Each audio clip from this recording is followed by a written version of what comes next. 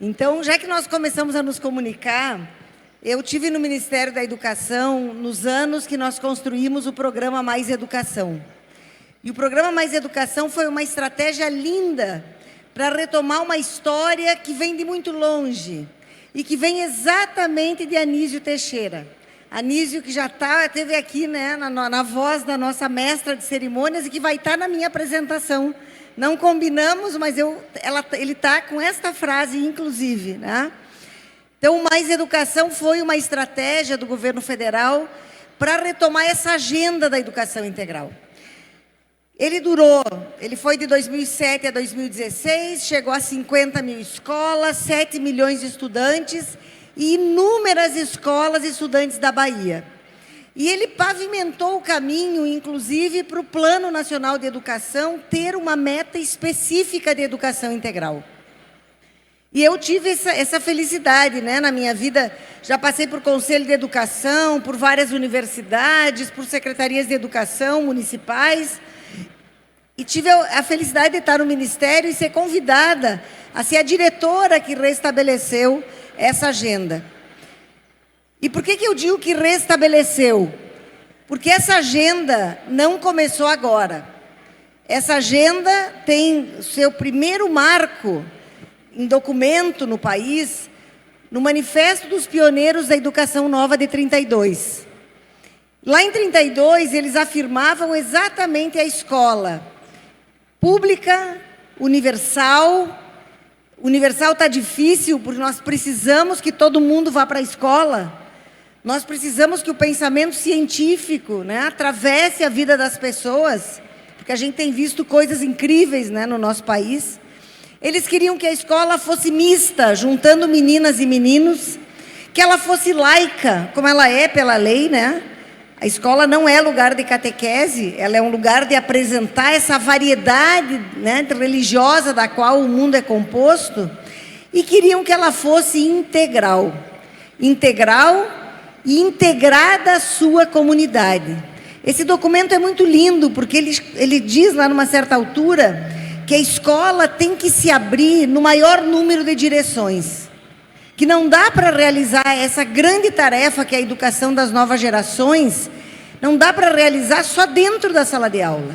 É preciso que os outros saberes povoem também o espaço da escola, que a escola baixe seus muros. Então, lá em 32, isso começa. E 32 já foi uma década, quase uma década depois, de Anísio Teixeira, esse baiano de Caetité. Quem é que conhece Caetité? Quem é que já foi a Caetité? É longe, né?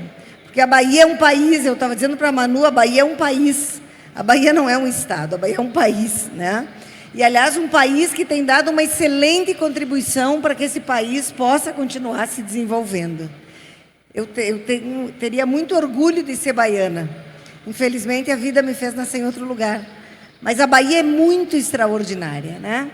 E lá, já nos anos 20, Anísio foi secretário de Educação e Saúde do Estado da Bahia.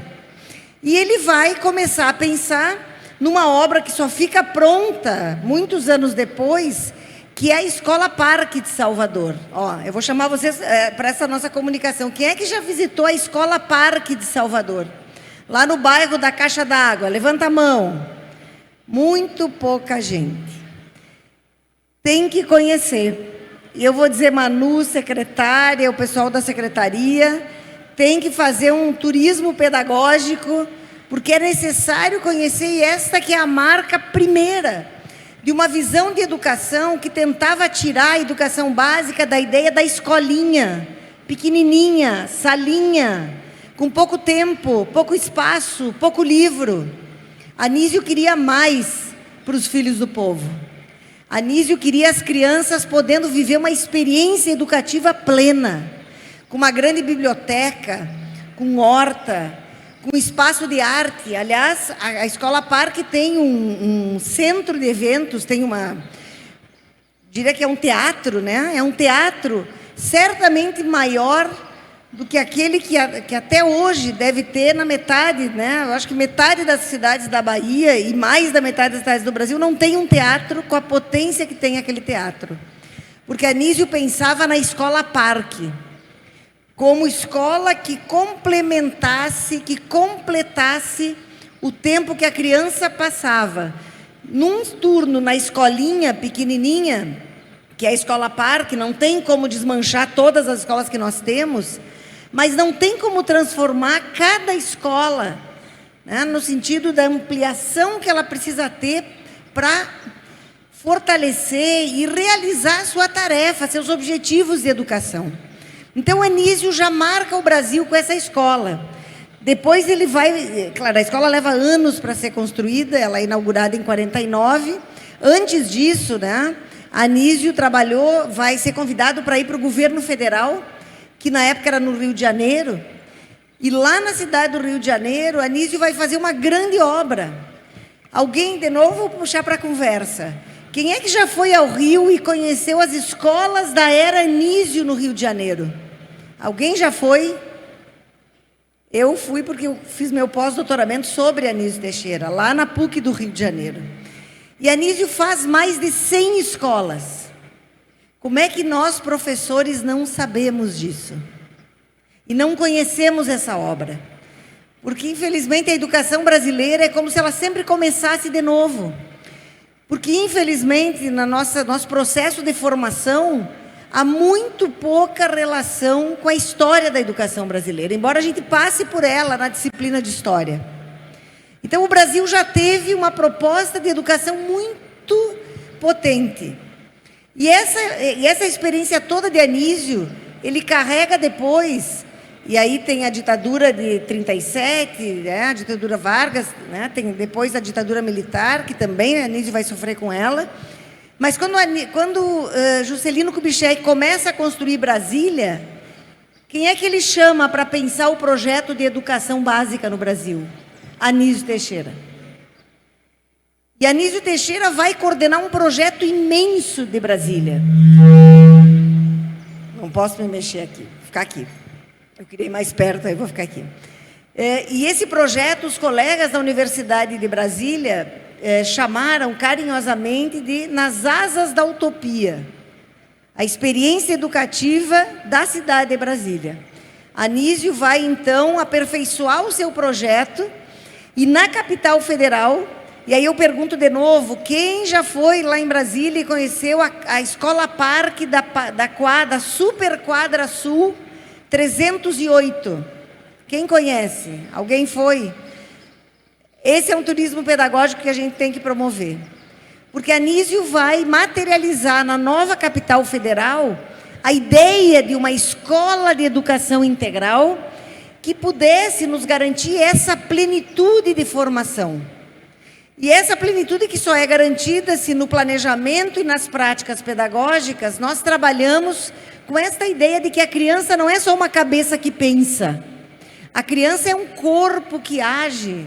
É uma perspectiva estética que tem que ser desenvolvida. O gosto pela música, pela poesia, pelo teatro. O que é que nos humaniza? O gosto pelos esportes, que nos ajudam a manter a saúde e nos ajudam a ter uma relação diferenciada com o nosso corpo.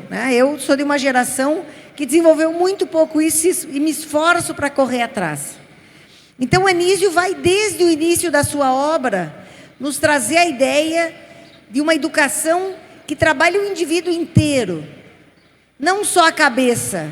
Um lápis, uma borracha, um caderno, o quadro, copiar do quadro, respostas certas. Educar é muito mais do que isso. E embora Anísio tenha sido assassinado em 1971, lá no Rio de Janeiro, no auge do regime militar, ele nos deixou lições muito importantes. E na Constituição Brasileira de 88, os 3 grandes objetivos da educação nacional são baseados na obra e na contribuição inarredável de Anísio Teixeira para a educação brasileira. O que é que diz a Constituição? Lá no artigo 205. Os objetivos da educação são o pleno desenvolvimento da pessoa, a formação para o exercício da cidadania e a formação para o mundo do trabalho. O conjunto do nosso trabalho com os nossos meninos e meninas, desde a educação infantil, precisa ajudar a construir esses sujeitos. Eu gosto de dizer isso porque às vezes parece que a educação ela foi reduzida a resultados que a escola tem que produzir como se a escola fosse uma fábrica. Escola não é fábrica. Escola é espaço de construção humana. É espaço de convivência humana. E para muitos desse país, que ainda vivem em meios muito precários e violentos, é o único lugar em que eles vão poder descobrir as suas potências como pessoas. E a base de toda essa obra no Brasil está na obra de Anísio Teixeira. Então eu queria começar dizendo isso, porque isso é uma grande homenagem ao povo baiano. Porque não é pouco que Anísio Teixeira fez pelo Brasil. E é preciso que a gente comece a estudar Anísio Teixeira. Nós fizemos, eu, professora Libânia Xavier, da Federal do Rio, e um dos meus orientandos de doutorado, que hoje está no Ministério de Ciência e Tecnologia, uma tríade, 3 cadernos, em que a gente constrói um caminho para os professores estudarem Anísio Teixeira. E esse material é completamente gratuito, e foi, inclusive, produzido materialmente pela Secretaria de Estado da Educação na gráfica do Estado da Bahia. Então, esse material precisa chegar a vocês, porque é preciso que Anísio seja honrado no Brasil inteiro e que isso comece mesmo aqui na Bahia. Quem é que sabe que em 15 de outubro do ano passado, Anísio foi elevado a patrono da escola pública brasileira, né, por uma lei sancionada pelo presidente Lula. 15 de outubro do ano passado. Ao lado de Paulo Freire, de quem ele foi amigo, foram amigos. Paulo Freire era 21 anos mais moço que Anísio. Paulo Freire entra no mundo da educação estudando e conversando com Anísio Teixeira. É chamado por Anísio, lá em Brasília, para colocar de pé o plano de alfabetização, que era uma das metas do Plano Nacional de Educação, que dialogava com a primeira lei de diretrizes e bases da educação nacional. E os dois, né, são mesmo referências importantes para nós. Só que nós temos que começar a estudar e falar de Anísio como estudamos e falamos de Paulo Freire. E eu, intencionalmente, antes de entrar na apresentação que eu preparei para vocês, faço esse recorrido histórico, porque eu acho que nós estamos muito carentes disso. Cada pouco salta uma teoria, salta uma metodologia, como se as coisas surgissem do nada. E os professores têm que mudar o que estão fazendo, porque se compram outro material, uma outra plataforma. Para os secretários e para as secretarias isso é enlouquecedor, porque vão se arranjando e se inventando programas que se tem que aplicar, e na verdade nós temos que entender que há uma longa história de construção da educação pública, e que essa luta é a nossa luta de vida como professores de escolas públicas. A escola tem que ser esse lugar público, gratuito, plural, de educação integral, em que as crianças vêm aprender muito do que elas nunca aprenderiam com as condições restritas do ambiente em que elas vivem. É na escola que nós podemos desencadear as condições para que outros Einsteins existam, para que outros Picassos e outros Portinares existam. Se uma criança nunca tiver a perspectiva da poesia, ela nunca vai poder chegar perto de ser um Carlos Drummond de Andrade. Se uma criança nunca tiver a possibilidade de um trabalho sistemático no campo da ginástica, né, ela não vai poder ser a Daiane dos Santos ou a nossa linda Rebeca, hoje considerada a maior atleta, né, na sua categoria do mundo. Então a escola tem que fazer diferença. Escola não pode ser um lugar em que a gente naturaliza que as crianças chegam e não conseguem aprender, e já diz que eles têm um monte de problemas, e já manda embora, e já arranja não sei o quê. A escola tem que acolher e intersetorialmente trabalhar com as dificuldades que essas crianças têm. A escola não resolve a miséria, né, com que as crianças chegam na escola. A fome é muito mais do que a comida que a gente consegue dar na escola, né? E a fome de conhecimento, que gerações e gerações anteriores a cada menino e menina que a gente tem nas nossas salas de aula acumularam. Porque nós somos um país que manteve a escravidão por 400 anos. Por 400 anos as pessoas eram proibidas de qualquer coisa, só trabalhar. Termina a escravidão e, mesmo assim, as pessoas são proibidas de ter acesso àquilo que faz diferença na vida das pessoas. Então, nós precisamos ter a consciência do que significa esse lugar. E temos que tomar para nós a tarefa da educação. Né? Não é o livro, não é a BNCC, isso são referências. Não é o método, não é copiar uma experiência de não sei aonde, é construir em cada escola o melhor que a gente puder, para que esses meninos possam ter um caminho, um destino muito diferente do que seus pais tiveram, do que seus avós tiveram. É o único jeito da sociedade ser diferente. E óbvio que aqui está o enfrentamento ao racismo, à homofobia, ao machismo, a todas as violências que estão postas e muito a flor da pele no mundo que nós vivemos, né? A escola é um lugar para aprender a viver de outro jeito. E as áreas do conhecimento contribuem com isso. E não sou eu que estou dizendo isso, isso é a Anísio Teixeira, que foi, agora sou eu que vou passar, que foi, vamos ver aqui? Não é aqui. Anísio, que foi discípulo, aluno, lá na Universidade de Nova York, em Colômbia, né? Universidade de Colômbia, na cidade de Nova York.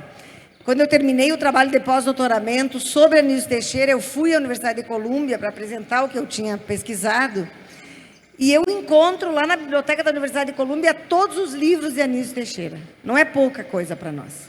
Não é pouca coisa para nós. Né? E Anísio foi aluno de John Dewey, que tem uma grande obra educacional nos Estados Unidos, também muito esquecido, muito renegado, sobretudo nesses tempos de loucura atual, né, que nós estamos vendo nos Estados Unidos. A democracia deve renascer a cada geração, e a educação é a sua parteira. Eu acho essa frase muito linda. O que é a democracia? É só depositar o voto na urna? Não. É a possibilidade de viver com a nossa diversidade, é a possibilidade de nós crermos, né, naquilo que nós quisermos crer, de nós nos organizarmos socialmente para que a gente possa ter trabalho, possa ter, enfim, acesso à cultura, possa ter acesso à saúde, para que a gente tenha voz na construção desse mundo tão difícil no qual a gente se encontra, né? E aqui está a frase que tu lesse, a gente não tinha combinado. Começa assim: numa democracia, nenhuma obra supera a da educação. Haverá talvez outras aparentemente mais urgentes ou imediatas, mas estas mesmas pressupõem, se estivermos em uma democracia, a educação. Todas as demais funções do Estado democrático pressupõem a educação. Somente esta não é consequência da democracia, mas a sua base, o seu fundamento, a condição mesma para a sua existência. O que é que isso significa? Significa que aqueles que destruíram a democracia no Brasil em 64, em 37, em 64, 2016, tinham plena consciência da potência da educação. Porque aquilo que foi golpeado nesses momentos históricos foram os planos de educação. Nós tínhamos lá um Plano Nacional de Educação que nos dizia que no ano passado nós tínhamos que ter chegado a 10% do PIB. Porque é óbvio que nós temos que ter um reparo salarial para todos os professores e que não virá só dos municípios e dos estados. Ele precisa ser uma orquestração nacional. Nós temos que construir um sistema nacional de educação, como há um sistema nacional de saúde no Brasil, como há um sistema nacional de assistência social. E nós temos que avançar na qualidade do que nós fazemos, na formação que nós temos. E isso tudo foi interrompido, né, nesses diferentes períodos históricos e também há pouco tempo.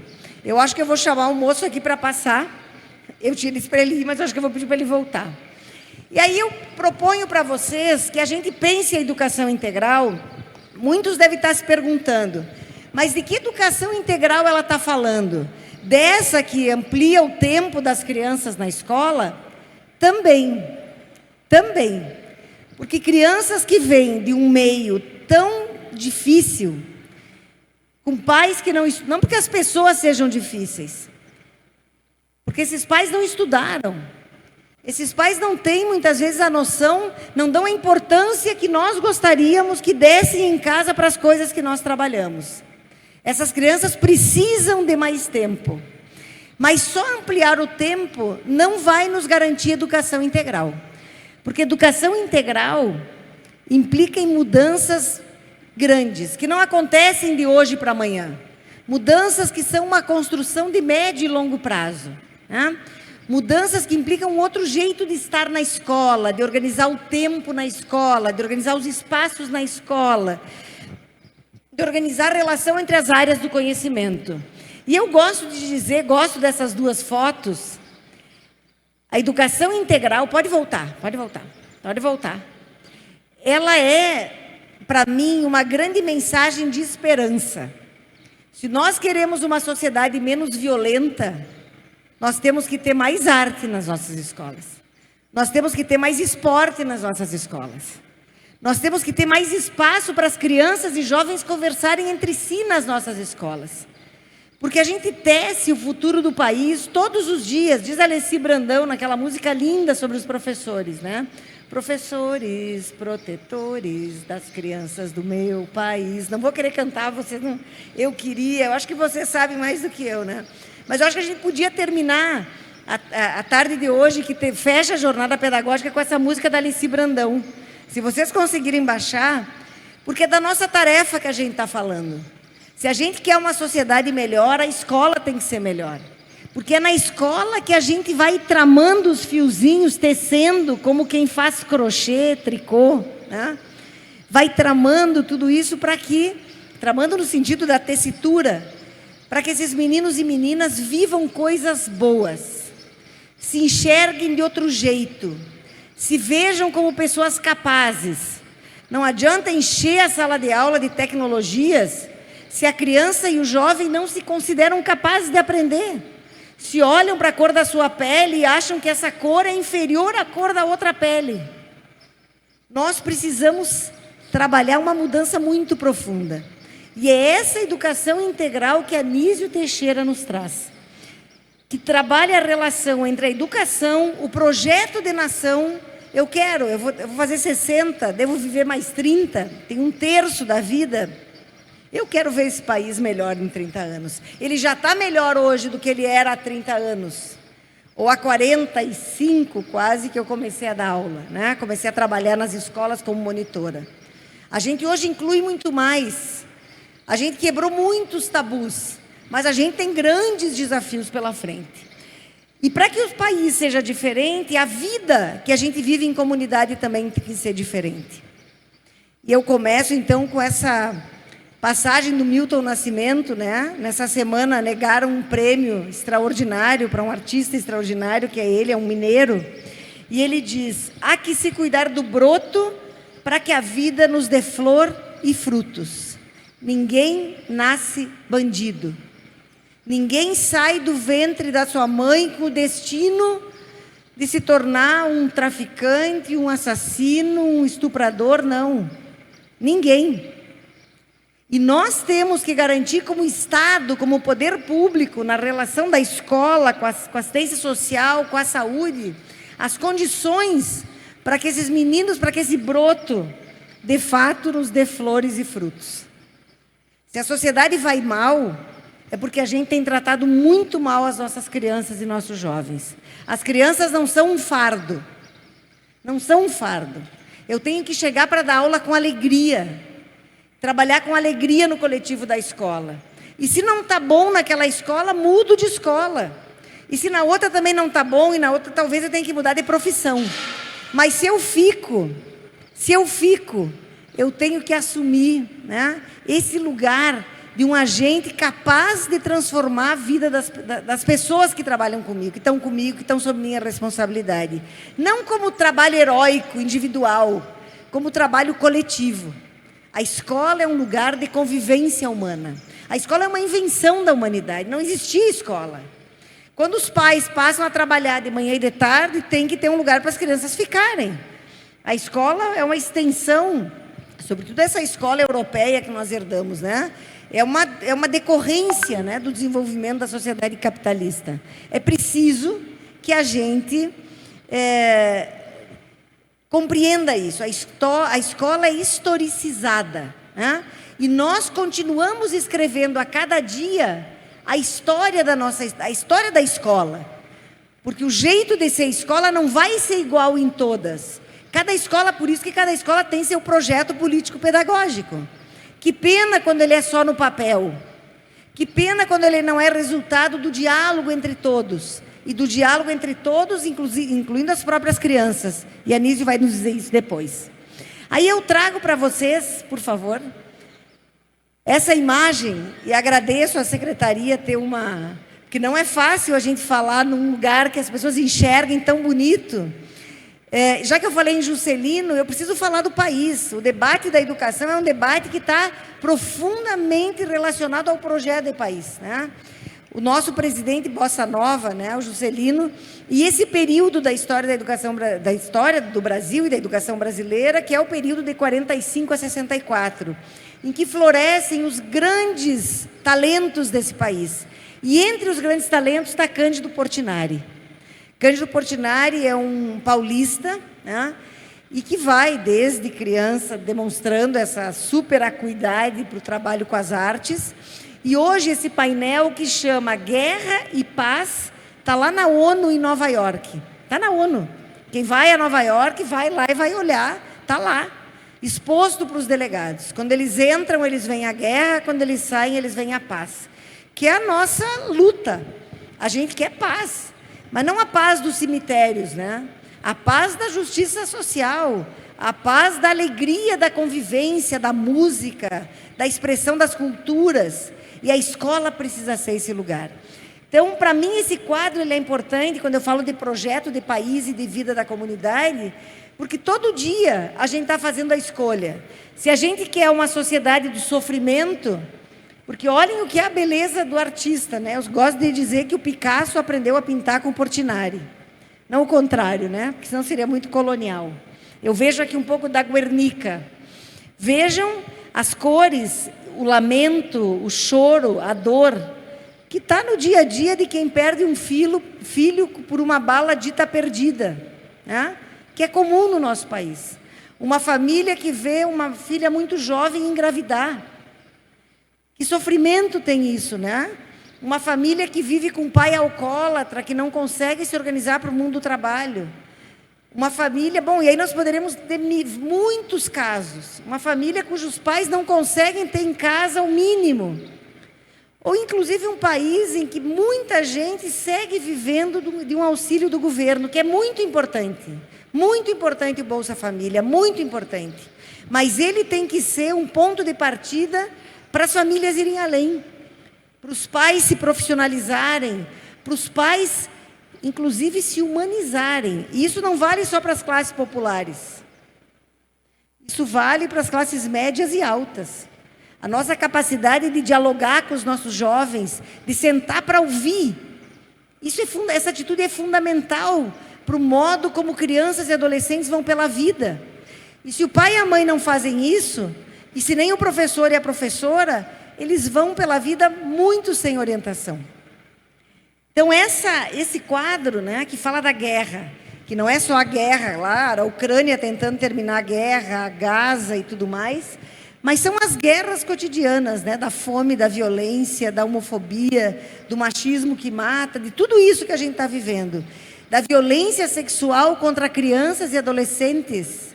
Eu queria não ter mais que falar disso, secretária. Mas eu não posso. Porque a escola tem sido o lugar onde a gente identifica as marcas da dor das crianças que são violentadas pelas pessoas que delas deviam cuidar. E nós temos que estar atentos. Mas eu sou professor de matemática, o que eu vou olhar para isso? Não, antes de ser professor de matemática, eu sou um educador humano desses meninos e meninas que estão aqui comigo. E aqui tem uma mudança de perspectiva no nosso trabalho, para que a gente possa construir uma sociedade baseada na paz, né? A paz são as crianças cantando, dançando, lutando capoeira, se encontrando, brincando, né? Olha as cores da paz. Que mundo a gente constrói todos os dias? É o da guerra ou é o da paz? no nosso jeito de nos relacionar com os outros, né? Eu acho que a gente tem um equilíbrio que a gente tem que encontrar. Não está fácil. Num mundo com tanta demanda para consumo, com as novas tecnologias nos atropelando, com muitas coisas que nos fazem sair do lugar. Mas nós temos que encontrar esse ponto de equilíbrio para poder ter isso, né? Exercitar esse equilíbrio no cotidiano das nossas escolas, por favor. E aí, eu trago fundamentos para esse diálogo. Fundamentos para a construção desse projeto, que pensa a educação integral como uma grande possibilidade de nós efetivamente mudarmos o jeito como nós temos trabalhado na educação. Maria Montessori, né? Então, eu trago lá dessa influência da história da pedagogia. A educação infantil começa com a Maria Montessori no mundo ocidental, porque a Maria Montessori começa a olhar, ela era uma médica, e ela começa a olhar as crianças de um jeito diferente, pensar no seu processo de desenvolvimento. E ela diz: as pessoas educam para a competição, e esse é o princípio de qualquer guerra. Quando educarmos para cooperarmos e sermos solidários uns com os outros, nesse dia estaremos a educar para a paz. Eu estou absolutamente convencida de que nós temos que avaliar, temos que ter nosso trabalho avaliado, mas nós não podemos continuar fazendo as escolas competirem entre si, nem os estudantes. A avaliação é, sobretudo, em relação a gente mesmo. De onde é que essa escola partiu e para onde essa escola foi, onde é que ela chegou. Vocês devem ter situações assim, em que o guri, o menino, a menina chegam quase prontos na escola. Eles caminham pouquinho esforço para ter uma nota muito boa. Mas o outro que chegou muito aquém e fez um trabalho muito maior, ele não pode ser comparado a esse outro. Ele tem que ser comparado a ele mesmo. Então, essa ideia de uma avaliação que seja processual nos ajuda nisso. Sair dessa guerra das notas. A nota é resultado do nosso trabalho. Ela não pode ser o centro do nosso trabalho. Treinar as crianças para fazerem provas. Tem uma coisa que é uma doença se espalhando pela educação pública brasileira. E que é isso. Treinar? Não é treinar. Eu tenho que ter um ambiente pedagógico em que os meninos e meninas tenham as condições de desenvolver aquele conhecimento. Matemática exige sim esforço, tempo. Por isso a escola também tem que ser de dia inteiro. E do outro lado, nós temos essa influência maravilhosa que vem da África. Porque nós somos parte da África, da mama África. Eu acho que finalmente o Brasil acordou para isso, né? Nós não somos europeus. Nós somos uma miscigenação. Indígenas, europeus, africanos, né? Com as nossas cores de peles, com as várias cores. Desde criança, quando me diziam isso aqui é cor da pele. Lembram dessa expressão? Eu ia comprar quero cor da pele. Como assim cor? Eu pensava, a minha melhor colega no colégio era a Grace Mar. E a Grace Mar era uma menina negra, lá no interior do Rio Grande do Sul. E eu dizia, como que pode ser a cor da pele se a cor da pele da Grace Mar não é essa? E, na verdade, nem a minha era aquela pele rosada que aparecia na cor de pele. Então, é preciso que a gente integre. E aí eu trago da cultura Xhosa algo que eu sempre levo nas minhas palestras. Eu sou porque nós somos. O Mais Educação foi muito feito da ideia de que é preciso toda uma aldeia, é preciso uma aldeia inteira para educar uma criança. Depois eu vou falar sobre isso. E essa imagem mostra esses meninos, né? E a ideia é aquela do antropólogo que diz para eles, eu vou precisar de água.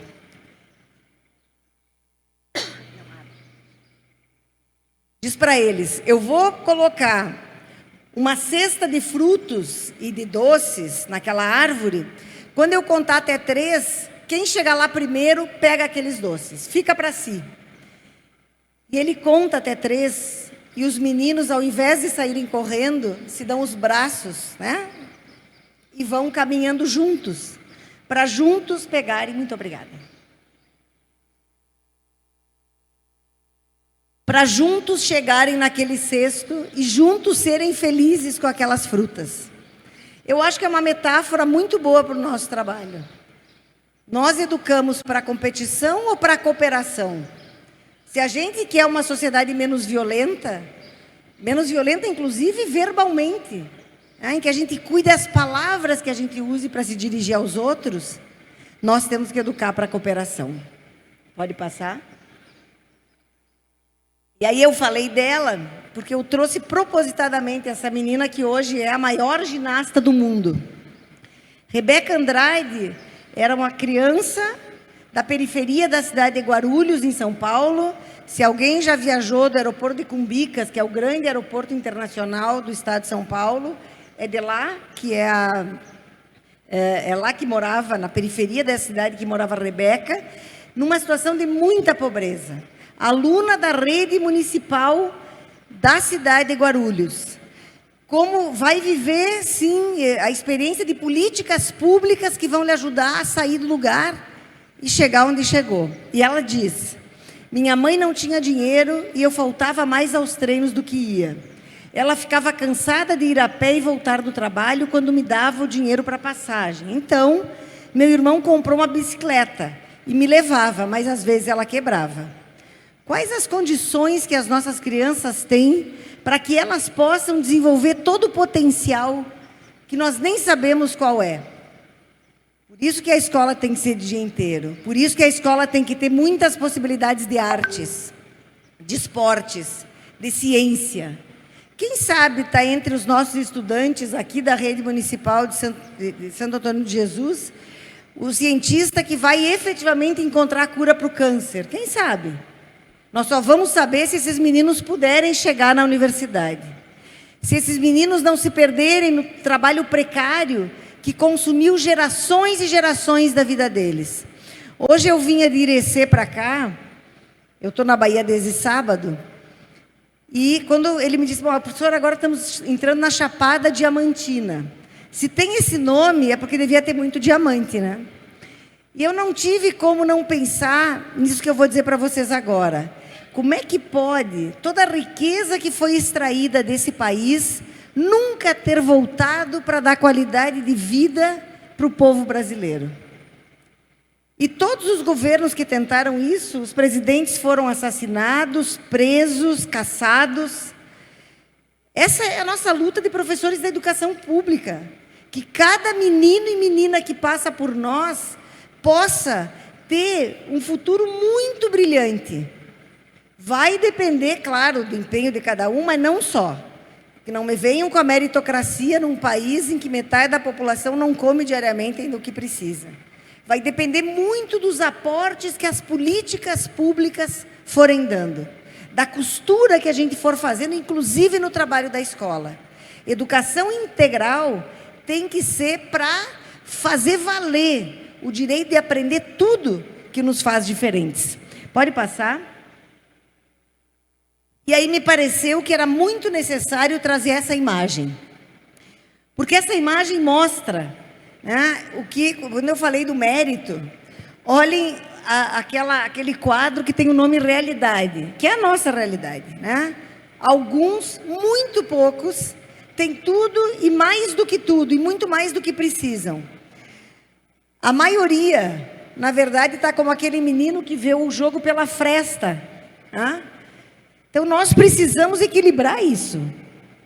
O primeiro princípio da educação nacional, no artigo 205 da Constituição, fala na igualdade de condições para acesso e permanência na escola. O primeiro princípio. Qual é a igualdade de condições que a gente dá?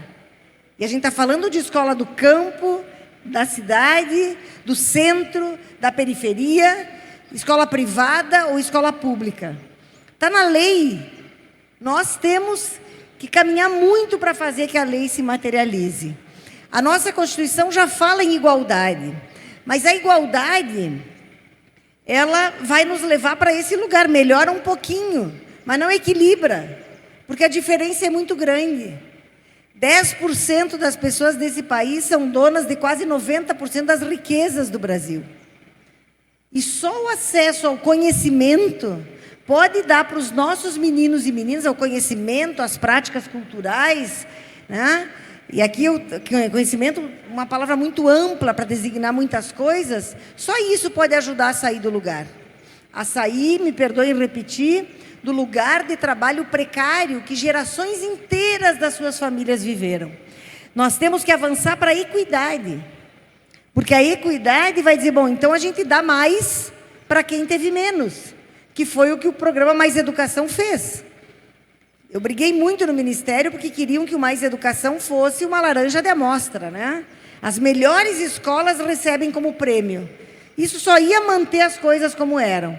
O Mais Educação chegou nas escolas com mais dificuldade, com maior número de crianças de famílias do Bolsa Família, de maior número de crianças com aprendizagem abaixo do desejado.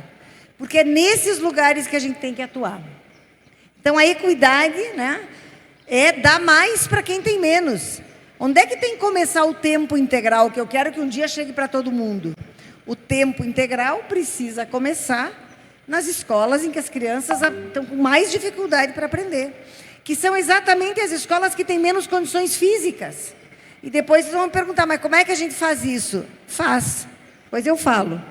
E nós temos que chegar na justiça, né? Que cada um possa ver o jogo, né, com as suas condições, sem que a gente precise colocar banquinhos.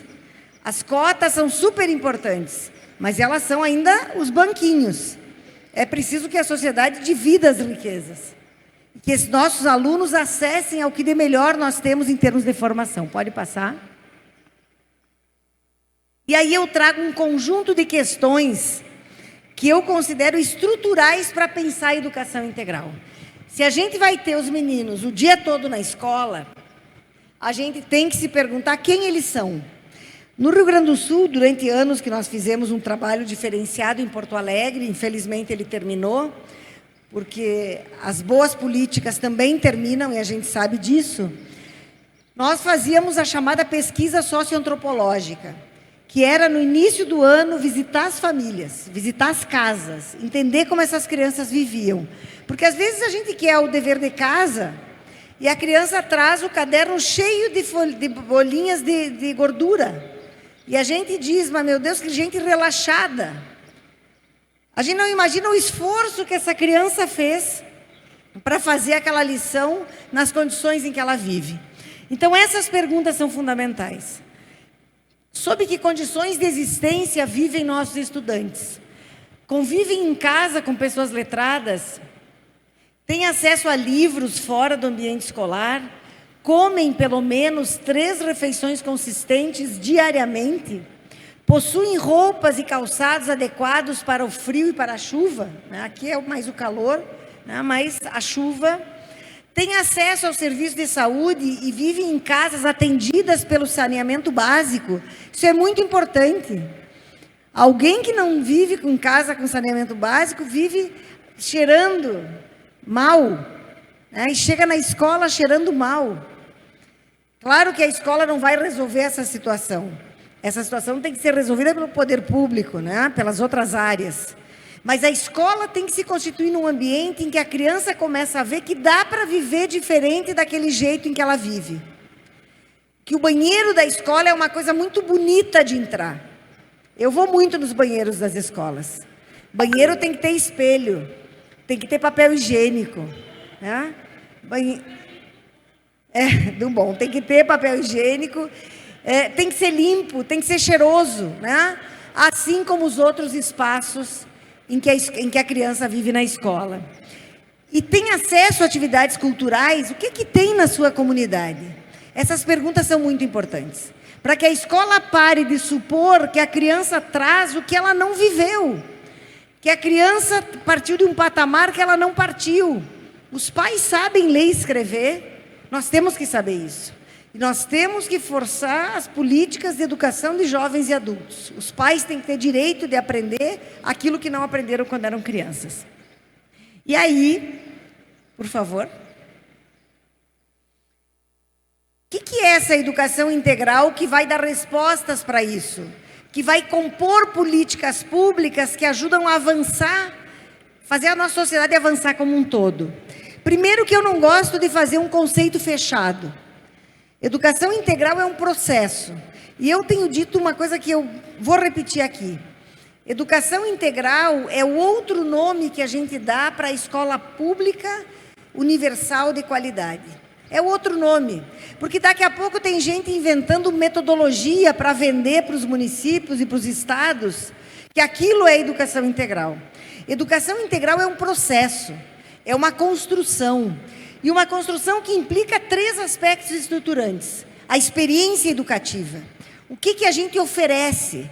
Como vocês conhecem o Mais Educação, e isso nos ajuda a nos comunicar, o Mais Educação inventou o conceito de macrocampus, em que a gente tinha cultura e artes, esportes e lazer, educomunicação. Mais Educação colocou milhares de rádio escolares, aparatos para fazer a rádio escolar nas escolas. O Mais Educação tinha toda a questão da educação ambiental, fomentando a organização de hortas e jardins. Escola tem que ter horta e tem que ter jardim.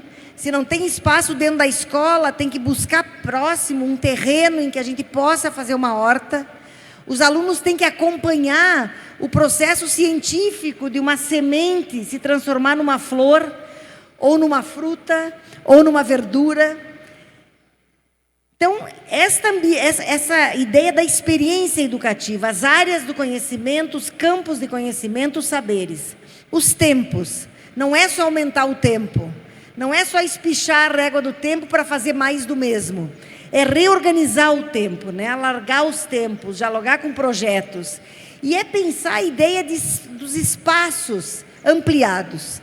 Uma palavra que eu gostaria que marcasse, se vocês quiserem um dia lembrar do que eu disse aqui, lembrem da expressão território educativo. A escola tem que se comunicar com o que tem no entorno dela. Tem praça, tem balanço na praça, tem um clube perto, que espaços tem que nos permitam ampliar a experiência educativa dos meninos e meninas. Esse é o diálogo com um paradigma que está em construção no Brasil da educação integral. Então, são 3 aspectos estruturantes: a experiência educativa, os tempos e os espaços. Para muitos pode ser uma informação nova, mas é algo que pouco a pouco vai entrar na educação brasileira. O ano passado nós ajudamos a construir, e Cláudia do comitê aqui da Bahia estava junto, o documento das diretrizes operacionais da educação integral no Brasil.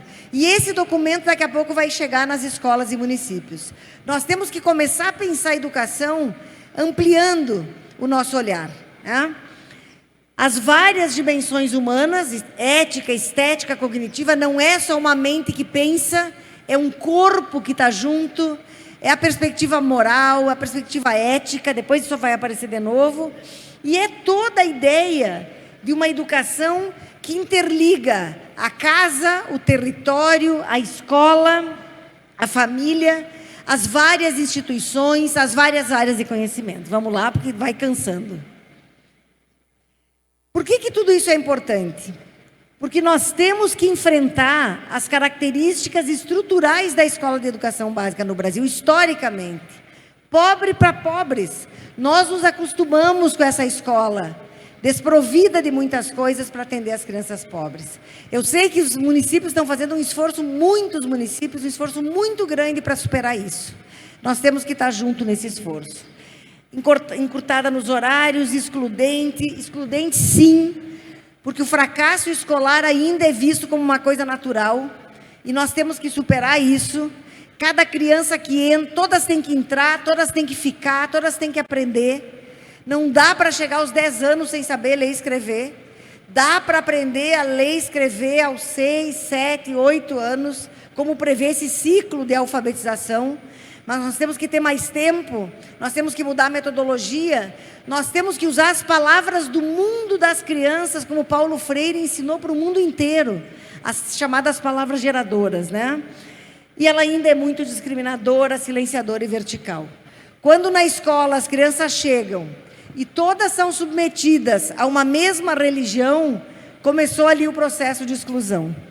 Num país de matrizes africanas e indígenas, num país que tem toda uma dimensão, enfim, espiritualista, com muitas matrizes religiosas, a escola não pode discriminar pela religião que as crianças têm. E é preciso, então, nenhum a menos, e desnaturalizar o fracasso. Não é natural fracassar. O natural é aprender. Natural é com 1 ano estar caminhando, com 2 anos estar falando. Isso é natural na vida das crianças, né? Isso, como espécie, como filogênese, né? A ontogênese de cada um precisa refletir aquilo que a espécie foi capaz de fazer. Por favor. E é o grito, né? Olhem essa imagem. Eu vou provocando com imagens de arte, porque a arte não pode ser uma disciplina de um período por semana. Não dá para fazer educação integral com um período de artes por semana. É preciso que a arte atravesse o nosso trabalho cotidiano. E era a releitura do Mante, a anterior. A releitura do Mante. Volta um minutinho, né? Essa obra, volta, por favor. O grito. O grito. Uma criança, isso é um artista muito famoso, Mante, essa obra chama O Grito, é uma cara com grande espanto. E essa é uma releitura da obra de arte. É como se a criança se impressionasse com o que ainda existe de características nas nossas escolas. E aí, Anísio, para nos ajudar a fechar esse pedaço da reflexão, Anísio Teixeira vai denunciar essa escola arcaica. Olhem uma sala de aula do fim do século XIX e uma sala de aula no ano de 21 ou 22. Não tem muita diferença. Embora as classes não sejam de madeira maciça, sejam de material mais plástico, as roupas não sejam tão pesadas, a estrutura segue mais ou menos a mesma. E lá nos anos 30, Anísio nos ajudou a pensar essa escola. E olha, essas aspas são todas do texto do próprio Anísio. Ele diz assim: a atividade escolar consiste em aulas que os alunos ouvem, algumas vezes tomando notas, e exames em que se verifica o que sabem por meio de provas escritas e orais. Marcam-se alguns trabalhos para casa, e na casa se supõe que o aluno estuda, o que corresponde a fixar de memória quanto lhe tenha sido oralmente ensinado em aula. O quanto a escola ainda segue assim. Ele escreve isso lá nos anos 30. Essa escola arcaica tem que terminar. E aí, por que nós estamos falando, trazendo tudo isso para pensar planejamento e práticas educativas para ensinar e para aprender? Porque nós temos que tomar consciência daquilo que nós naturalizamos como um modo de ser escola, para poder construir planejamentos diferenciados, que sempre são coletivos. Escola não é lugar de trabalho individual, é lugar de trabalho coletivo. Muitas inspirações nessa jornada, são muitos mestres, né? Eu não estou inventando isso que eu estou dizendo para vocês. Eu estou trazendo ideias, eu acho que nós somos herdeiros de uma tradição de educação humanista, que precisa ser praticada no cotidiano das nossas escolas, que precisa estar presente no projeto político-pedagógico que a gente constrói, e que vai se materializar nas atividades pedagógicas que a gente propõe para os estudantes, né? E aí, desde os brasileiros, os primeiros eu vou falar depois, mas Maria Montessori, que eu já trouxe, Freinet, Pestalozzi, Strack, Piaget, Leonardo Boff, Miguel Arroyo, né? E tantos outros, Saviani, há muitos mestres e mestras que vêm tentando nos ajudar a avançar. O mercado, cada vez mais, está com as garras sobre a educação pública, para vender coisas, para tolher, inclusive, a liberdade dos professores, que é o que a gente está vendo num estado como o estado de São Paulo. Pode ir para frente, por favor. A nossa ancestralidade pedagógica, né? As memórias que nos guardam. Eu falei muito do Anísio no início, mas a gente tem que olhar lá. Alguém já ouviu falar na Maria Nilde Marcelani e nos ginásios vocacionais lá de São Paulo? Se alguém ouviu, levanta a mão. Não. Olha, aqui tem alguém que ouviu falar, porque os ginásios vocacionais precisam ser compreendidos hoje. Foram também uma proposta destruída pelo regime militar e que já trabalhava com essa escola de tempo integral, de educação integral, com os meninos dos anos finais, o que era o ginásio até a LDB em 71, né?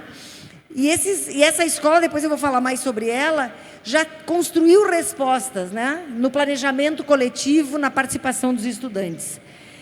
Florestan Fernandes, que é o grande articulador do capítulo de educação da nossa Constituição, um outro menino muito pobre da periferia de São Paulo, que se torna o maior dos sociólogos brasileiros, porque ele foi, inclusive, orientador de doutorado do Fernando Henrique Cardoso, que é considerado o príncipe dos sociólogos, né? Antonieta de Barros, que não é da Bahia, é de Santa Catarina, a primeira mulher deputada negra que monta na sua própria casa turmas de alfabetização de adultos e que dá uma contribuição muito grande para pensar a educação.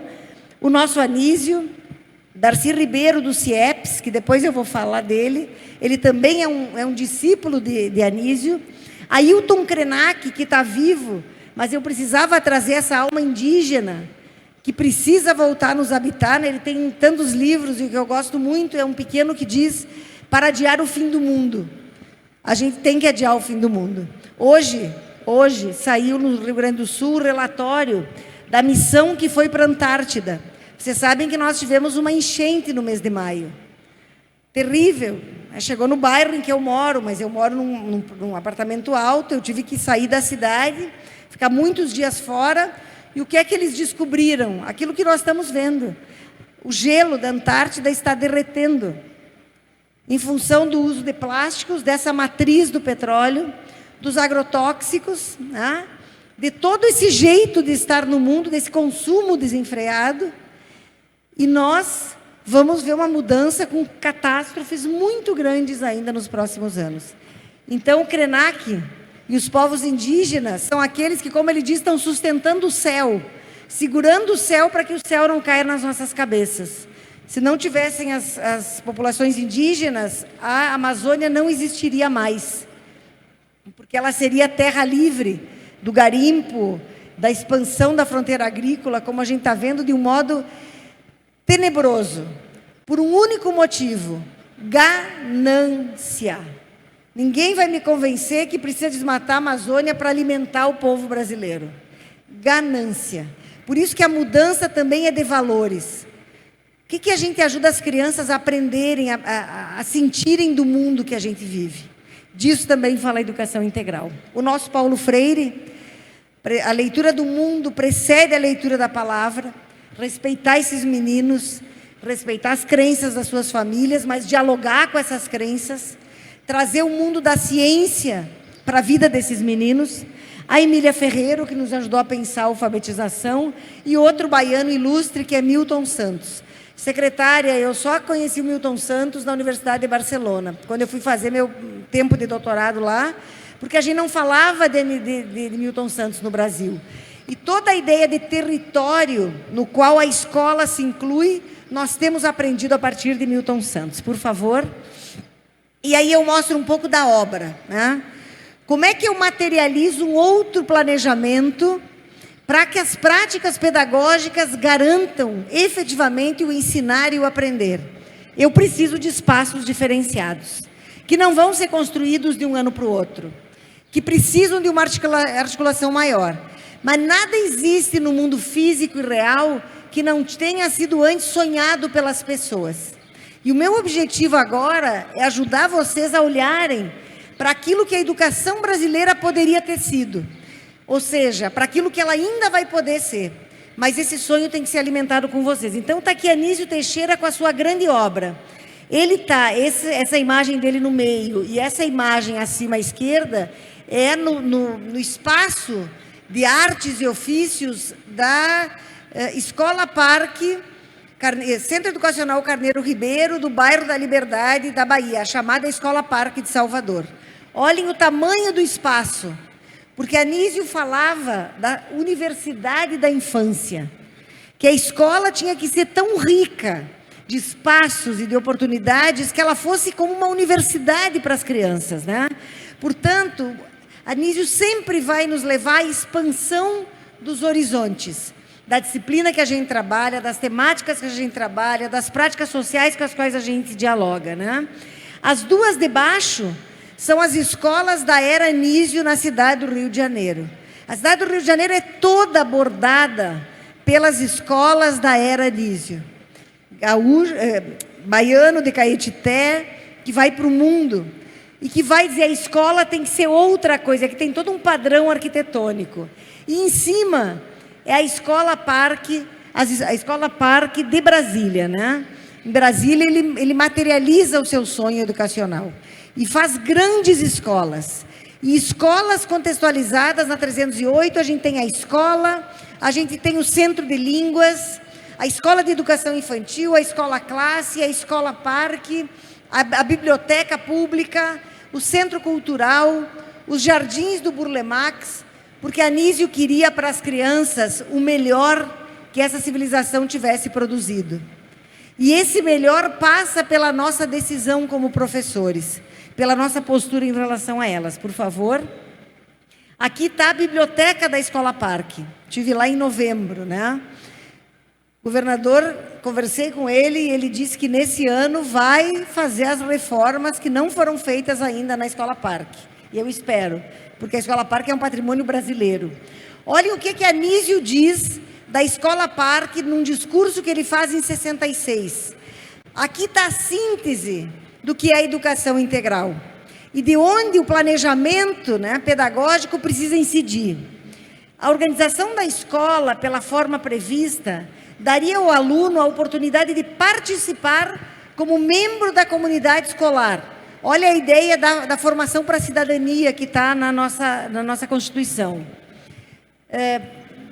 Como membro da comunidade escolar de um conjunto rico e diversificado de experiências em que se sentiria o estudante na escola classe, o trabalhador nas oficinas e atividades industriais, o cidadão nas atividades sociais, o esportista no ginásio, o artista no teatro e nas demais atividades de arte, pois todas essas atividades podiam e deviam ser desenvolvidas partindo da experiência atual das crianças, para os planejamentos elaborados com a sua plena participação e depois executados por elas próprias. Vocês estão discutindo planejamento e prática pedagógica. Anísio nos diz que as crianças, os jovens, adolescentes, e se forem os adultos na educação de jovens e adultos, precisam participar conosco na elaboração desses planejamentos. E que a escola precisa fomentar todas essas experiências, né? Para que eu tenha a experiência da vida em comunidade, por favor. E aí, Brasília, né? Trago aqui Brasília para vocês, porque Brasília era um sonho de um país que devia ter se desenvolvido, criado as suas estruturas sustentáveis, de saneamento, com praças, a partir de uma perspectiva urbanista, que foi interrompida, né, em 64 e não foi plenamente retomada com a redemocratização. Pode passar, por favor? Aí nós vamos ver um pouco do CIEPS. Nós temos que saber que há vários modelos, não há um modelo único de educação integral no Brasil, há vários modos de ampliar essa jornada escolar. No Rio de Janeiro, Brizola, com a ajuda de Niemeyer como arquiteto, e Darcy Ribeiro faz o CIEPS, os Centros Integrados de Educação Pública, né? Olhem a piscina de novo. Quem tem um país com o calor que o nosso tem, e calor que tem aumentado, tem que articular as piscinas com atividade educativa. No Mais Educação, nós articulamos clubes, né, para que a gente pudesse avançar. Pode passar para frente. Ali está o livro do CIEPS. E aqui está a Maria Nilde Marcelani, aquela que só a colega conhece. Se o homem tem uma vocação, ela deve ser despertada pela educação. E somente indo além do convencional, isso pode acontecer. Olhem as roupinhas dos anos 50, né? Essas escolas são fechadas pela ditadura em 69, e eram ginásios, porque os anos finais, eles estão muito abandonados por nós ainda. Eles ainda são a parte mais tradicional da escola. Na educação infantil a gente já fez mudanças, nos anos iniciais fez mudanças, mas quando chega nos anos finais é cada professor com a sua disciplina e terminou. Pessoal, vamos ver se eu vou terminando, não tem mais imagens, porque eu sei que vocês estão cansados. Eu trouxe o diálogo entre os dois grandes mestres. Eu disse antes, Anísio tinha 21 anos mais do que Paulo Freire, né? Mas eu não encontrei a foto quando eu fui fazer esse recorte para colocar aqui. Então, parece que Paulo Freire é mais velho, mas não era. E olha o que nos diz Paulo Freire. Isso nos ajuda a pensar na nossa tarefa para a educação integral.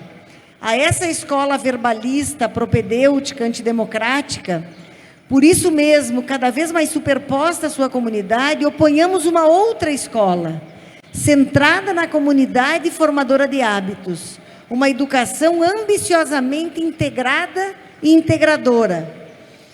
Para tanto, continua o mestre brasileiro Anísio Teixeira, precisa primeiro de tempo. Tempo para se fazer uma escola de formação de hábitos e não de adestramento para passar em exames. Hábitos de vida, de comportamento, de trabalho e de julgamento moral e intelectual. Ou seja, uma escola para a gente aprender a ser pessoa. E de que exames Paulo Freire estava falando? Não estava falando do IDEB, porque as provas de larga escala não existiam. Ele estava falando dos exames de admissão. Porque só ia para os anos finais, para o ginásio, quem passasse na admissão. E ia para as escolas públicas. Quem não passasse tinha que pagar alguma escola privada. Então, é preciso mudar essa lógica. A escola é um lugar de encontro humano, para a arte, para a ciência, para o trabalho, para a construção plena dos nossos meninos e meninas. Muitas esperanças. Eu vou passar um pouco mais rápido, eu não sei quanto tempo eu já falei. Como é que estamos? Muitas esperanças. Aquela imagem anterior é aquela imagem, aquele recorte do quadro Paz do Cândido Portinari. As crianças cantando, a anterior. Muitas experiências pelo Brasil. Os CELS em São Paulo, a Escola Cidadã em Porto Alegre, a Escola Plural em Belo Horizonte, a Escola Viva em Campinas, a Escola Candanga no Distrito Federal, a Escola Cabana em Belém. Os complexos educacionais da Bahia são hoje, eu entendo, uma releitura das escolas parque propostas por Anísio Teixeira. Então, forçando o exercício no estado da Bahia da relação entre as redes municipais com as redes estaduais. E é preciso que isso aconteça, E com essa rede fantástica de universidades estaduais, as UNEBs que vocês têm aqui. Então, a Bahia está ensinando outras coisas para o Brasil agora. Olhem as fotos, pode ir para frente. Coloquei uma foto, está na internet, de um desses, eu ando muito pela Bahia, tem muitas dessas escolas. Elas não são em número suficiente, mas elas são uma enorme contribuição para mudar, inclusive, o padrão físico das escolas no Brasil. Pode passar. Imagens, Aqui é pelo mundo, essas duas de baixo são escolas inglesas. São caminhos caminhados, são experiências que a humanidade fez e faz, A sala de espelhos necessária de ter nas escolas para as atividades de expressão, de dança, de teatro, de arte. Olhem a sala de aula de uma escola que funciona o dia inteiro e que não precisa ter medo de botar coisa na parede e que de tarde alguém vai arrancar. Porque o espaço na escola tem que ser um espaço que pode, de fato, ser usado. E as crianças têm que deixar marcas nas paredes. No nosso planejamento, a gente tem que prever isso. Como é que a gente vai povoando as paredes da escola daquilo que é a melhor expressão do que as crianças fazem, dos seus desenhos, dos seus versos, das coisas que elas gostam. Pode passar. O Mais Educação, que vocês conhecem, tiveram aqui, abriu muitos caminhos, Aqui está o xadrez, o teatro, a horta, e eu vou insistir na horta. É preciso uma educação não só da mente, é preciso que o corpo se envolva nessa construção. É preciso saber fazer, depois eu vou falar sobre isso, pode ir para frente. E é preciso, então, toda uma aldeia inteira para educar uma criança, É preciso que essas crianças circulem. São 2 exemplos, aqui as festas regionais em Pernambuco, e aqui crianças de Belo Horizonte visitando as cidades históricas. Como é que a gente abre a perspectiva de mundo para elas? Que olhar, o que a escola agrega na visão de mundo? De crianças que vivem muitas vezes em casas muito pequenas, em ruas e bairros que não têm as condições mínimas de praças. Como é que a gente ajuda essas crianças a sonharem com outras possibilidades? E é isso que a experiência educativa, que vai, enfim, se chamar de educação integral, precisa desencadear no Brasil. E aí eu trago 2, eu quero que toda a aldeia eduque a criança, eu quero falar dessa articulação intersetorial. Aqui é uma imagem e uma referência aos sistemas criados a partir da assistência social. Como a gente tem ainda muita miséria e muita pobreza, tem que ter assistência social junto. Porque as crianças vêm com fome, vêm com piolho, né? Vêm com descuidos. Porque os pais são maus? Não, porque os pais também não receberam cuidados. E não receberam a atenção que o próprio Estado brasileiro tinha que ter dado para eles. E aí que me dói ter passado na Chapada Diamantina hoje pensado, por que essa riqueza nunca chegou nas pessoas? A riqueza do Brasil sempre foi extraída.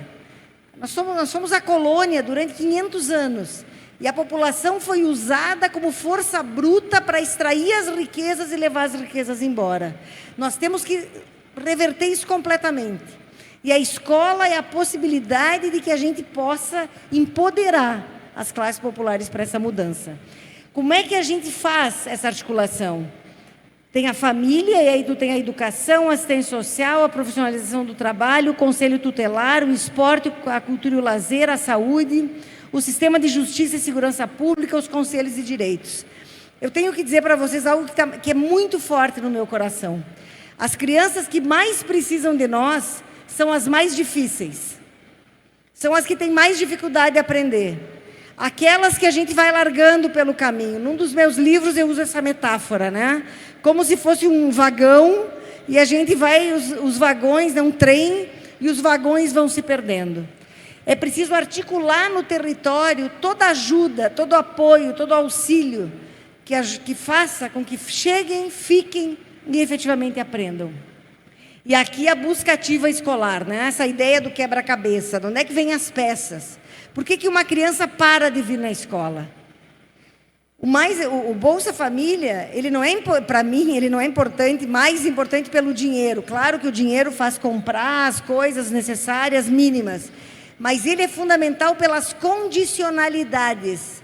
O Bolsa Família faz com que as famílias façam as crianças ficarem na escola.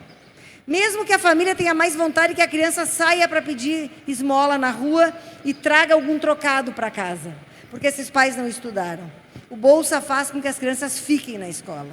E desarticular o Bolsa Família foi um crime contra os pobres nesse país, né? É preciso que a gente entenda isso. Vamos para frente, e agora vivemos a rearticulação, né? Já há 2 anos. E aqui a ideia, então, do bairro escola, né? Isso aqui é lá na cidade de Nova Iguaçu, no Rio de Janeiro. Olha o bairro escola. O que tem nesse lugar em que a gente vive, né? Tem igreja, tem praça, tem algum espaço de arte, que outras escolas, tem academia. Em Nova Iguaçu eu acompanhei a experiência lá nos 97, 98, vários anos. Era tão apertado, porque a Baixada Fluminense é um amontoado de gente, que eles não tinham espaço secretário para fazer nada. O que é que eles começaram a identificar? Quais casas teriam pátios que poderiam ser usados pelas escolas? E começaram a ter empréstimos. E aí começaram a colocar tirolesas para as crianças, fazer hortas, ter espaços para as crianças poderem fazer o lanche da tarde, saindo, enfim, de algo que nos dói, porque a gente quer ótimos prédios, mas a gente não pode enclausurar as crianças nos prédios. Existe um movimento mundial pelo desemparedamento da educação. E é assustador quando a gente começa a ver que crianças que estão na educação infantil, por exemplo, começam a ter deficiência de vitamina E, porque não são levadas para o sol, porque passam o dia inteiro entre 4 paredes. É preciso desemparedar. E aí eu vou terminando, são 3 ou 4 ainda, que eu trago alguns elementos para fechar esse debate.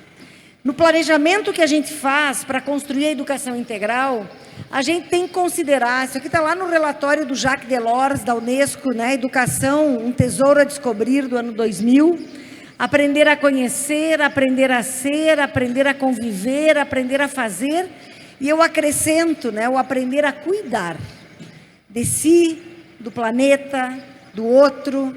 Nós naturalizamos que umas pessoas matem as outras, que algumas pessoas não consigam resolver o conflito pela palavra. A educação integral precisa incidir nisso, né? Então, eu diria que nós temos aqui os 5 pilares para pensar o planejamento da educação integral. Aprender a conhecer. Como é que eu estudo? Como é o meu jeito de estudar? E os meninos e meninas vão aprendendo isso. Tem estilos diferentes, tem métodos diferentes, né? Tem gente que precisa de mais tempo para certas áreas, tem gente que é mais rápido naquelas mesmas áreas. Então, é preciso que a gente ajude esses meninos a se conhecerem. Aprender a ser, que valores. Quando eu falei de colaboração e não de competição, de respeito ao outro, né? A questão do bullying é uma coisa tão séria que chega a levar estudantes ao suicídio. Por ser gordo, por ser gay, por ser negro, por ser alto, por ser baixo, por ter o pé grande. Como é que a gente aprende a respeitar os outros? Infelizmente, muitas vezes não é na família. Que alguns dizem, não, mas é a família que tem que ensinar. Muitas vezes a família não vai ensinar. Porque para a família ensinar, ela tem que ter aprendido esses valores, né? Aprender a conviver, inclusive com as diferenças que nos constituem. Não tem democracia se as pessoas têm que ser iguais umas às outras. Então, como é que eu convivo? E eles se implicam, né? Aprender a fazer, eu insisti aqui na horta, no jardim. Como é que a gente desenvolve, faz o laboratório de ciências? Como é que a gente faz essa dimensão? As mãos precisam entrar nesse processo, o corpo inteiro precisa estar na escola, né? As obras de arte, aquela imagem do Anísio naquele enorme pavilhão, é porque Anísio dava uma enorme importância àquilo que se cindiu na nossa civilização. Alguns só desenvolvem a cabeça e outros só desenvolvem a força bruta para plantar, para dirigir. Como é que a gente coloca o livro de poesia embaixo do braço do taxista ou daquele que está ali carpindo na rua? Como é que a gente faz, né, esse saber atravessar a vida de todas as pessoas? E faz as pessoas acostumadas a só fazerem o trabalho intelectual, saberem que o trabalho manual e braçal também é importante, né? E o aprender a cuidar. E que experiências pedagógicas desenvolvem a capacidade de observar, analisar, formular hipóteses, pensar cientificamente. Nós não podemos permitir que esse fundamentalismo absurdo faça as famílias pararem de vacinar suas crianças. O Brasil voltou a ter poliomielite, que não tinha mais. E isso significa ter muitos cadeirantes no futuro. Voltou a ter sarampo, porque os pais pararam de vacinar, porque alguém convenceu as pessoas de que a vacina introduziria coisas no corpo das pessoas. A ciência, se a gente quer saber uma das faces de Deus é a ciência. Que faz com que as pessoas desenvolvam essa potência cognitiva que faz descobrir remédios, que faz descobrir curas, e nós precisamos aprender a pensar cientificamente e ter a capacidade, inclusive, de questionar certas informações que chegam nos aparatos. Nós temos uma civilização que está se perdendo nos aparelhos celulares, completamente, né? Pode passar. Ainda, a cultura e a ciência como vigas mestras da educação integral, mas não é só do professor de ciências. A ciência está em todas as áreas do conhecimento. O processo de aprender a ler e escrever é um processo científico. A Emília Ferreiro descreveu detalhadamente como é que se constrói as hipóteses de pensamento. Não é um insight que de uma hora para outra, não. É muito trabalho. O Thomas Edison, que inventa a luz elétrica, né? Ele dizia que era 99% de transpiração e 1% de inspiração. Como é que a gente trabalha método científico nas diferentes áreas da escola e trabalha com a cultura ao mesmo tempo, né? Pode passar. E aí eu trouxe, para ir terminando, as fotos, né? Porque eu acho que é preciso que os nossos meninos e meninas ampliem seu olhar. E que a ciência, né, encontre lugar no currículo. A construção do conhecimento do lugar, do território e o encantamento com os processos de compreender o mundo. E eu começo pela última aqui, que é olhar para o nosso sistema solar, para a galáxia. Todo mundo tinha que poder ter uma luneta astronômica na escola e ter uma noite em que vai lá para olhar para o céu. Meu Deus, foi olhando para o céu que muita coisa se descobriu sobre esse planeta, né? E bom, e podemos passar por todos eles, desde Galileu Galilei. Google Earth, olha o que são as nossas grandes cidades. Quebrar esse fetiche, né, de que a vida boa no Brasil está em São Paulo ou está em Salvador. A vida boa está nas pequenas cidades, que tem que ser cada vez melhores.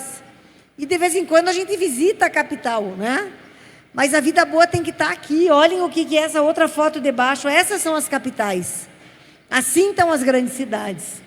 E aquela foto eu trago para partilhar com vocês, porque a enchente, né? Essa é a cidade de São Leopoldo, do lado de Porto Alegre. As cidades ficaram embaixo d'água, né? E é preciso que as crianças estudem as mudanças climáticas que estão acontecendo. E isso precisa estar no planejamento. Isso é tema transversal para ser estudado. É preciso que a gente transforme os espaços. Quando a gente tem um espaço assim, na escola, fora da escola, na frente, na praça, na comunidade, as pessoas vão jogando lixo. E daqui a pouco vira um encontro do pessoal do tráfico. E daqui a pouco passa a ser um lugar de medo. Mas é possível transformar para criar territórios de convivência e educação integral para o bem viver. A educação para o bem viver, que é a educação da educação integral, né? Que é a perspectiva da educação integral. Essa, volta e vem, né? Volta para o anterior, por favor, e vem para esse. É possível transformar os espaços. Quais são os cantos que estão assim, no bairro em que está a escola? É preciso andar pelo bairro com as nossas crianças, que as nossas crianças leiam o bairro e digam como é que eu gostaria, como é que o bairro é e como é que eu gostaria que o bairro fosse. Esse é um exercício coletivo que dá para fazer. E aí a gente vai, é o mesmo lugar, com a intervenção da comunidade. Por favor. Eu não vou parar aqui, mas só para dizer para vocês que tudo que eu falei tem base na Constituição brasileira. Nenhuma das minhas palavras foge àquilo que o arcabouço legal, né, que embasa a educação brasileira, garante para a população, né? Então está tudo aqui. Olha ali o primeiro princípio. Bom, pode passar. A nossa lei de diretrizes e bases, e olhem como é que ela começa a nossa lei da educação. A educação abrange os processos formativos que se desenvolvem na vida familiar, na convivência humana, no trabalho, nas instituições de ensino e pesquisa, nos movimentos sociais, nas organizações da sociedade civil e nas manifestações culturais. A escola precisa se reconectar com esses outros lugares em que acontece também o processo educativo, e às vezes mais do que na escola, porque a escola pode se reduzir a um lugar que só instrui em determinados temas. Nós temos que voltar a educar com plenitude. Por favor, aqui o nosso Plano Nacional de Educação, e eu trouxe, ele está ainda vigindo, né? Ele era até 2024, agora ele é até 2025, e outro plano está se fazendo, né? Mas isso tudo era a meta 6 da educação integral. O Mais Educação foi tão forte e vigoroso que ele nos permitiu construir uma meta específica na educação brasileira para a educação integral. E não vai mais se deixar de falar de educação integral. Cada vez mais vai se falar disso. Eu chamo a atenção, por exemplo, para a estratégia 6.4. Fomentar a articulação da escola com diferentes espaços educativos, culturais e esportivos, e com equipamentos públicos como centros comunitários, bibliotecas, praças, parques, museus, teatro, cinema e planetários. No planejamento que se constrói, você tem que pensar o conhecimento que se quer desenvolver e como é que a gente lança a mão de tudo que tem de melhor na comunidade, na cidade e mesmo na virtualidade. Porque hoje a gente pode passear, por exemplo, pelo Museu do Louvre com as crianças, pelas telas, né? Quem sabe um dia presencialmente, né? Seria bom, mas pelas telas. Como é que a gente articula todos esses espaços e isso muda as nossas práticas pedagógicas? Por favor, pode passar. Aqui é o novo programa de educação, né? A Escola em Tempo Integral, sancionada pelo presidente Lula em 31 de julho de 23, já no primeiro ano, com todos os seus documentos decorrentes, há recursos chegando nos municípios, e a gente tem que ter coragem de ir enfrentando essa mudança. E começando de onde mais se precisa. Por favor. E aqui é o resumo final, né? O sentido da emancipação humana e do bem viver tem que estar presente na educação integral. O resgate da sensibilidade humana e a valorização dos sujeitos e de suas culturas. O redesenho dos tempos, espaços e conteúdos dos processos educativos. Cronos e Kairos nos ensinaram os gregos. O Cronos é o tempo do relógio, da cobrança, das unidades do currículo. O Kairos é o tempo de viver, de desfrutar. E esses dois tempos precisam conversar. Equilibrar o currículo para o pleno desenvolvimento, os conteúdos são meios, mas não são o fim último do trabalho escolar. Né? A escola, por isso que a cobrança, né, a avaliação, que acaba sendo tão pesada, ela é parte do processo. Nós não vamos lembrar da declinação dos verbos que nós decoramos na 4ª, na 5ª série, mas nós nos tornamos pessoas que falam a nossa língua, que escrevem. Então, os conteúdos são meios para todo esse desenvolvimento. O enfrentamento da naturalização do fracasso, nenhum a menos, todos têm que estar na escola. E aí o final, que dialoga com vocês, recomeçando o ano letivo, né? Trabalhar coletivamente, dispor-se a aprender e a mudar. Dialogar com outra lógica, solidária, digna e equitativa. Aí eu acho que termina, por favor. Nada é mais capaz de sonhar do que a inteligência humana, disse o grande mestre Anísio Teixeira. E é a inteligência humana que a gente tem possibilidade de desenvolver na escola. Uma escola encurtada na sua visão de mundo vai manter encurtada também a visão dos estudantes. E vai brigar com aqueles que querem ir além. Nós temos que ampliar os nossos limites, ter coragem de fazer isso. E aí eu comecei lá com Milton Nascimento e termino com Belchior. Amar e mudar as coisas me interessa mais. Amar e mudar as coisas. Muito obrigado. Pode passar a última.